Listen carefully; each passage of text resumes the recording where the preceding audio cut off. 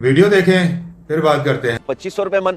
पिछली दफा तो 2800 रुपए मन था, इस बार उससे भी कम। ये तो अभी तुझे मैंने अच्छा रेट दिया है क्योंकि मियाँ साहब की बस्ती का है तू, वरना तो 2400 रुपए देता। देख भाई ऐसा ना कर, हम किसानों के हालात का दारोमदार इस गंदम पर तो है। अगर 2500 रुपए मन में बेचेंगे तो मुश्किल से खर्चे ही पूरे होंगे, बचेगा तो कुछ नहीं। अब ये मुझे नहीं पता, मैंने तो अपना रेट दे दिया है। तू मंडी में बाकी जगह से भी जाके अपनी तसल्ली कर ले, और हाँ उन्हें ये लाजमी बता दियो कि तू मियाँ जमील साहब की बस्ती से है, शायद कोई अच्छा रेट दे दे। ठीक है। अनवर का फोन आ रहा है। हेलो, हाँ अनवर। मियाँ साहब एक और बंदा आया था आपकी बस्ती का, मैंने उसे वही रेट दे दिया जो आपने कहा था। अब निकल गया है, शायद कहीं और से भी रेट ले। शाबाश, चलो मंडी में जहाँ भी जाएगा मेरा नाम लेगा या बस्ती का बताएगा, सबने 2500 का रेट देना है। वैसे रेट तो 3000 रुपए चल रहा है, कितना कमाएंगे आप?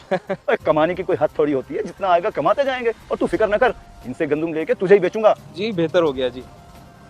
अरे जुबैर मियाँ क्या हाल है?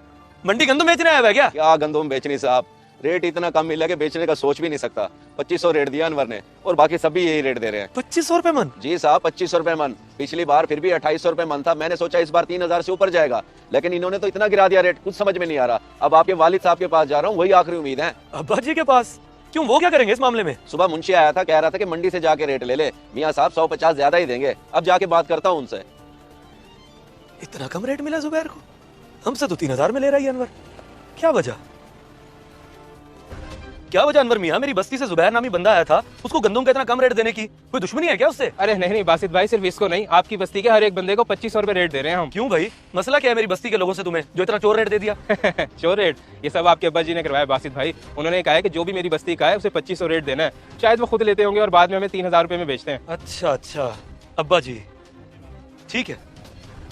ओ कैसे 2800 कर दूं? इस दफा तो रेट ही नहीं है गंदम का। पिछली दफा गुंजाइश थी तो कर दिए थे, 2600 से ज्यादा हम नहीं दे सकते। तू मंडी घूम के आया तो खड़ा है। कुछ तो मेहरबानी कर दें, हमें आपसे उम्मीद है, बस मंडी से नहीं। एक मिनट, मेहरबानी की उम्मीद गलत जगह से लगा रहे हो तुम, यहाँ कोई फायदा नहीं होने वाला। बेटे तू क्या हुआ? ये गंदम बेचने आया खड़ा है, कह रहा था मंडी में रेट कम मिल रहा है तो मैंने थोड़ा बढ़ा दिया। जानता हूँ, सब जानता हूँ, अच्छे से जानता हूँ। जुबैर मियाँ तुम जाओ, तुम्हें मैं बाद में बुलवाता हूँ।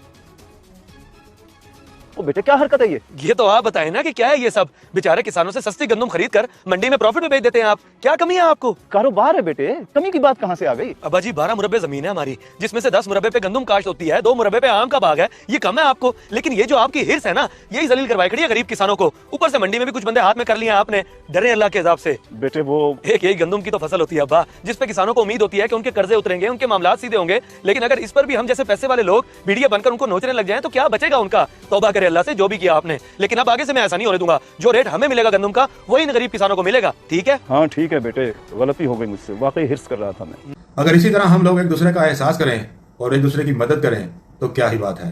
अल्लाह अमल की तौफीक अता फरमाए। आमीन। जज़ाक अल्लाह।